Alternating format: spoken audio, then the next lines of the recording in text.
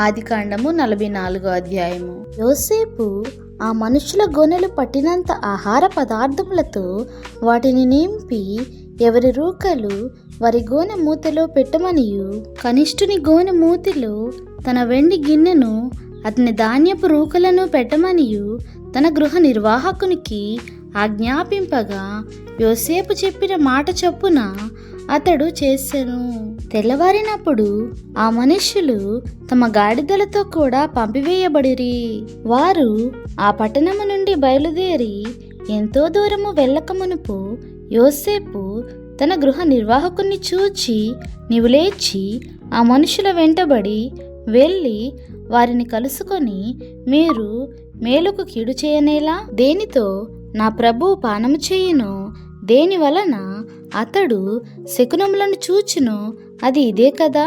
మీరు దీన్ని చేయుట వలన కాని పని చేసిరని వారితో చెప్పమనెను. అతడు వారిని కలుసుకొని ఆ మాటలు వారితో చెప్పినప్పుడు వారు, మా ప్రభువు ఇట్లు మాటలాడనేలా? ఇట్టి పని చేయుట నీ దాసులకు దూరమవునుగాక. ఇదిగో, మా గోనెల మూతులలో మాకు దొరికిన రూకలను కనాను దేశములో నుండి తిరిగి తీసుకుని వచ్చితిమి. నీ ప్రభువు ఇంటిలో నుండి మేము వెండినైనను బంగారమునైనను ఎట్లు దొంగిల్లుదుము? నీ దాసులలో ఎవరి యొద్ద అది దొరుకునో వాడు చచ్చునుగాక. మరియు మేము మా ప్రభువునకు దాసులముగా నుందుమని అతనితో అనిరి. అందుకతడు, మంచిది, మీరు చెప్పినట్టే కానియుడి. ఎవరి యొద్ద అది దొరుకునో అతడే నాకు దాసుడగును. అయితే మీరు నిర్దోషులగుదురని చెప్పెను. అప్పుడు వారు త్వరపడి ప్రతివాడు తన గోనెను క్రిందకి దించి దానిని విప్పెను. అతడు పెద్దవాడు మొదలుకొని చిన్నవాని వరకు వారిని సోదా చూడగా ఆ గిన్నె బెన్యామీను గోనెలో దొరికెను. కావున వారు తమ బట్టలు చింపుకొని ప్రతివాడు తన గాడిద మీద గోనెలు ఎక్కించుకొని తిరిగి పట్టణమునకు వచ్చిరి. అప్పుడు యూదాయును అతని సహోదరులను యోసేపు ఇంటికి వచ్చిరి.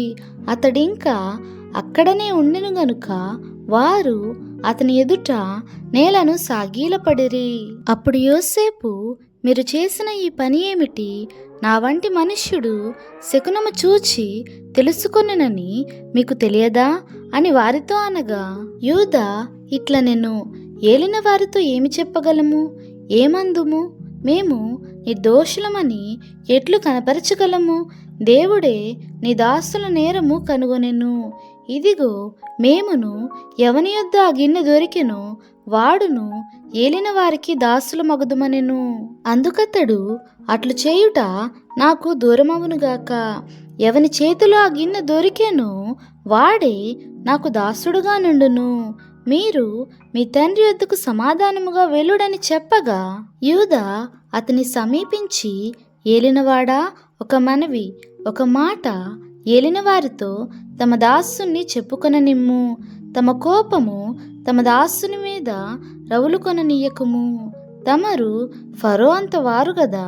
ఏలినవాడు మీకు తండ్రి అయినను సహోదరుడైనను ఉన్నాడా అని తమ దాసులను అడిగెను. అందుకు మేము, మాకు ముసలివాడైన తండ్రియు అతని ముసలితనమున పుట్టిన ఒక చిన్నవాడును ఉన్నారు. వాని సహోదరుడు చనిపోయెను. వాని తల్లికి వాడొక్కడే మిగిలి ఉన్నాడు. వాని తండ్రి వానిని ప్రేమించుచున్నాడని చెప్పితిమి. అప్పుడు తమరు, నేను అతన్ని చూచుటకు అతన్ని నా యొద్దకు తీసుకుని రండని తమ దాసులతో చెప్పితిరి. అందుకు మేము, ఆ చిన్నవాడు తన తండ్రిని విడువలేడు. వాడు తన తండ్రిని విడిచిన ఎడల వాని తండ్రి చనిపోవునని ఏలిన వారితో చెప్పితిమి. అందుకు తమరు, మీ తమ్ముడు మీతో రాని ఎడల మీరు మరలా నా ముఖము చూడకూడదని తమ దాసులతో చెప్పితిరి. కాబట్టి నా తండ్రి అయిన తమ దాసుని యొద్దకు మేము వెళ్ళి ఏలిన వారి మాటలను అతనికి తెలియజేసితిమి. మా తండ్రి, మీరు తిరిగి వెళ్ళి మన కొరకు కొంచెం ఆహారము కొనుక్కొని రండని చెప్పినప్పుడు మేము అక్కడికి వెళ్ళలేము. మా తమ్ముడు మాతో కూడా ఉండిన ఎడల వెళ్ళుదము. మా తమ్ముడు మాతోనుంటేనే గాని ఆ మనుష్యుని ముఖము చూడలేమని చెప్పితిమి. అందుకు తమ దాసుడైన నా తండ్రి నా భార్య నాకిద్దరిని కనినని మీరెరుగుదురు. వారిలో ఒకడు నా యొద్ద నుండి వెళ్ళిపోయాను. అతడు నిశ్చయముగా దుష్ట మృగముల చేత చీల్చబడెను అనుకొంటిని.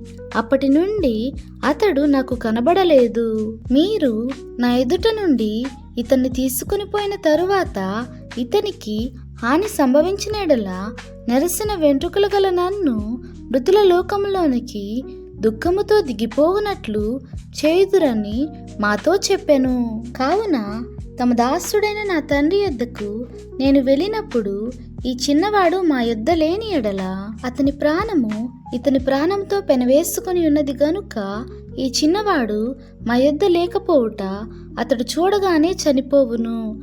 అట్లు తమ దాసులమైన మేము నెరసిన వెంట్రుకలు గల తమ దాసుడైన మా తండ్రిని మృతుల లోకములోనికి దుఃఖముతో దిగిపోవునట్లు చేయుదుము. తమ దాసుడనైన నేను ఈ చిన్నవాణిని గూర్చి నా తండ్రికి పూటపడి నీ యొద్దకు నేనతన్ని తీసుకుని రాని ఎడల నా తండ్రి దృష్టి యందు ఆ నింద నా మీద ఎల్లప్పుడూ ఉండునని చెప్పితిని. కాబట్టి తమ దాసుడనైన నన్ను ఈ చిన్నవానికి ప్రతిగా ఏలినవానికి దాసునిగా నుండనిచ్చి ఈ చిన్నవాణ్ణి తన సహోదరులతో వెళ్ళనిమ్ము. ఈ చిన్నవాడు నాతో కూడా లేని ఎడల నా తండ్రి యొద్దకు నేనెట్లు వెళ్ళగలను? వెళ్ళిన ఎడల నా తండ్రికి వచ్చు అపాయము చూడవలసి వచ్చునని చెప్పాను. దేవునికే మహిమ కలుగునుగాక. ఆమేన్. లైక్ చేసుకోండి